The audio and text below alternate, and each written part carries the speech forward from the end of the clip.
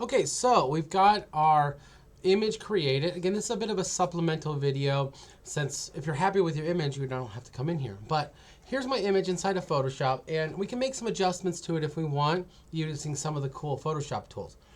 So the first one I want to say is one of the trickiest parts of a skybox when you, especially when you generate or even when you're painting your own, can be the polar coordinates. And by that I mean the point at the top and the bottom. So this is a spherical map, so it's meant to go on a ball, and because of that, it has certain distortion elements and things. Although in some ways this could be even more distorted, but again, it's meant to kind of wrap on a sphere. You can even get kind of spherical maps like this from NASA, where they've mapped out all the planets, which is really cool. I'm getting inspired by the planets here. But one of the most troublesome areas really is the top point and the bottom. On a traditional 3D sphere, those triangular shapes at the top and bottom can cause lots of really funky stretching or ripping to the image and can look not always ideal. If possible, keeping that area really simple or even a flat color can make it look a lot nicer without having to do a lot of extra work. So for this one, I might just go inside of Photoshop here, and I'm going to go underneath my paint bucket and choose my gradient tool. And then I'm gonna pick a nice color, like maybe want to get one of these purple colors kind of up here. Looks pretty good. And hit OK. And then I'm going to use the gradient. I'm gonna go ahead and drop down here and make sure that my gradient using that color is selected. And I'm just going to click and drag and hold down Shift. Okay, so it looks like I accidentally have it set to radial. I don't want that, I want linear.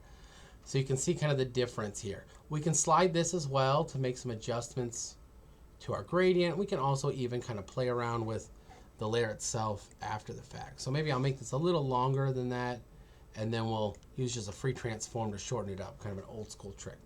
All right, so if we're happy with that, there we go. Again, it looks like the top edge is nice and purple, so it's kind of flat. It definitely faded out a lot of the other elements, and if I want them to come back, I might need to play around with that a little bit. Let's see, grabbing this guy. We'll just go ahead and rasterize this layer so we can play with it, and good old Control T, we're just gonna push it up a bit.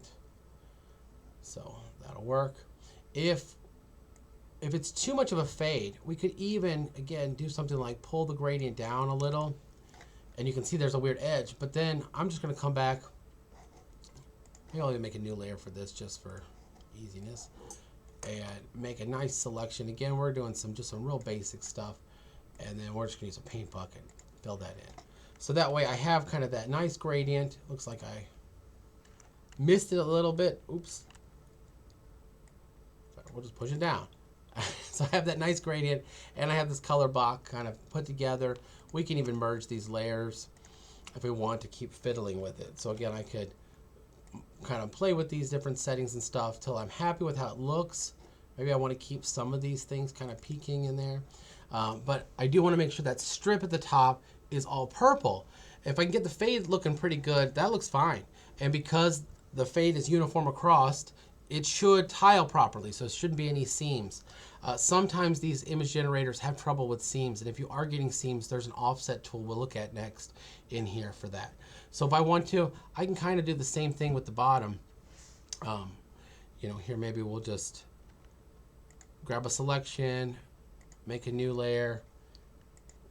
Again, I'm using some of my Photoshop tricks that maybe you didn't cover in your other classes, and we're going to paste that in here.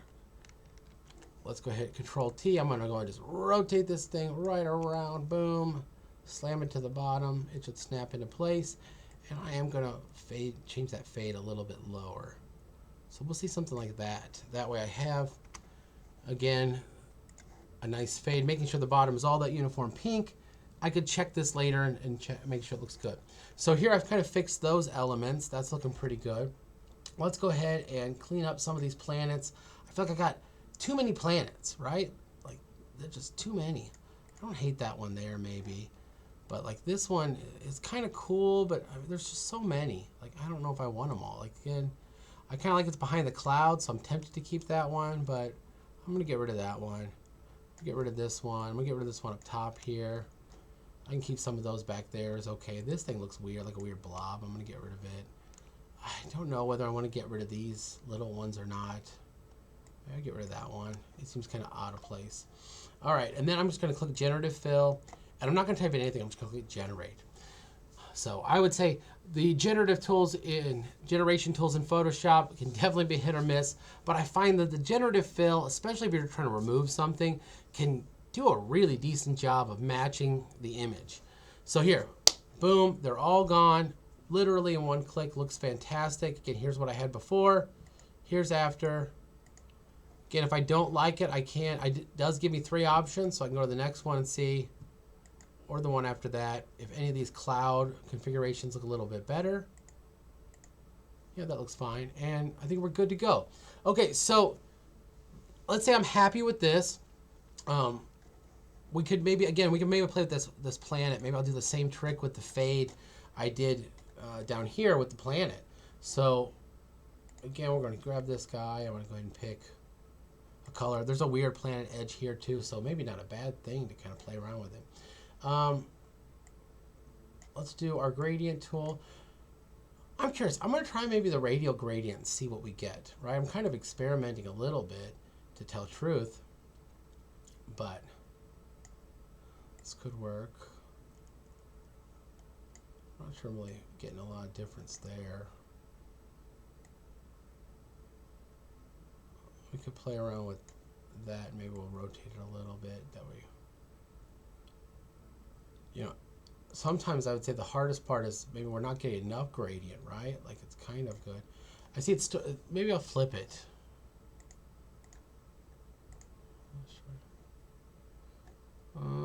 Might be a little, that's not what I'm wanting. Okay, so I don't know, not terrible. It's not a bad fall off, but I could probably get a pretty good effect just utilizing my old paintbrush tool, but that's not terrible. Again, I feel like I can maybe just paint this in a little bit better, but there's hiding that edge. So maybe we'll leave it there. And again, maybe we'll just airbrush this in. So we'll just do it nice. Brush, make it good and big. Not that big. Sorry. Something there, drop the hardness. Make sure the opacity is set a little low. We don't want to paint too much. And then I'm just gonna literally paint in a little bit more purple along the edge. Again, try to get that transition looking nice so it doesn't look ultra fake or weird.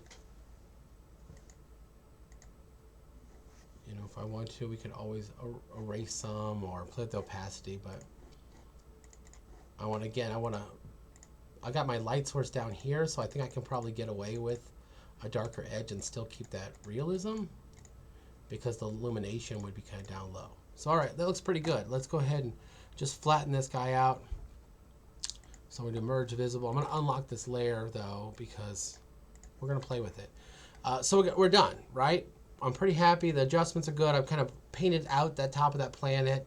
Again, I could spend a little more time on it if I want. If I want to modify anything, change colors and stuff, I would say Rosebud Ai has trouble when I was trying to give it multiple different colors. So if you want it like purple mountains, but a green sky, that kind of thing, I've had some trouble in the past. So I actually really like the colors it used here, but if we wanted to, we could tweak all those colors in Photoshop. Again, that's what Photoshop does well. Here, I want to show you a filter that I use a lot in creating textures for video games that I don't think a lot of people use most of the time at all. And that's the offset underneath other. Now, this thing is not meant to tile up and down, so I don't need that at all. Let me go ahead and just put 0 in here. But however, I can put a nice big number in here and I can check to see that edge. So we can see, and we can even move this. I can move this around and check to see how's that edging and see if there's a weird edge showing up. Looks like there's some people standing on this plateau, which I may or may not want, but this looks good. I'm not seeing any obvious lines or issues in the middle here. Now you could either slide this back to where we started, or I could just leave it like it was. Again, here we are at the beginning. Here's that kind of sphere, that mountain. Again, we're moving it over. If if it's working right, sliding this over, you should have trouble finding out where that edge is. Now, I'm gonna go ahead and hit OK and just zoom in a little bit just to check. But That edge looks sharp. Again, sometimes I've used these generative tools and they've given me a kind of a bad seam. This one looks pretty good. Again, I don't know what's going on with these people in this thing. We could keep editing it. I could select this and add a castle in or something, again, using those generative tools. So if I wanted to get rid of those people, but maybe I wanted to put some sort of evil castle built into the mountain.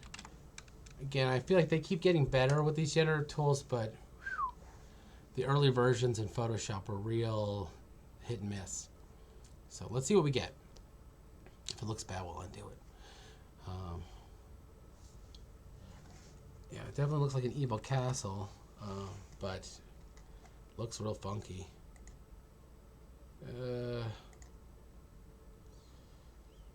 Yeah, these look too cartoony, right? And they're definitely not built into the mountain. I don't hate it. Maybe we could desaturate it and see if it looks less bad. Or I can just delete that layer. We'll just go back. All right. So again, using the generative fill and just not typing in anything and hitting OK works so great for removing items or modifying items. Generating new items could be hit and miss. I would say probably using just old school techniques for right now is probably the better way to go. But as these tools evolve, that could definitely change. Already I've seen the generative tools get better than they started out as. I wish they were better yet still, but let's just go ahead and save this guy. And again, I don't want to save it as Photoshop. We'll just do PNG and we'll give it a name like Sky Ball Fantasy Space. Something descriptive, and hit save. Make sure to hit OK with the pop-up, and we're good to go. All right, so hopefully you found that helpful. Maybe use some tools you haven't really used in Photoshop before. Maybe it's been a while since you used Photoshop.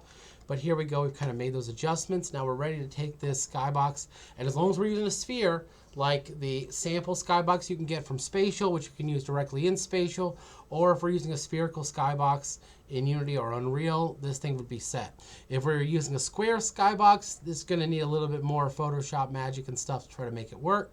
But we can also try to find a generative tool that can create a cube map instead of a sphere map. Again, Blockade Labs has that as one of their options, so I'm sure there's some other tools out there as well. All right, hopefully you found this helpful. Thanks for watching to the end.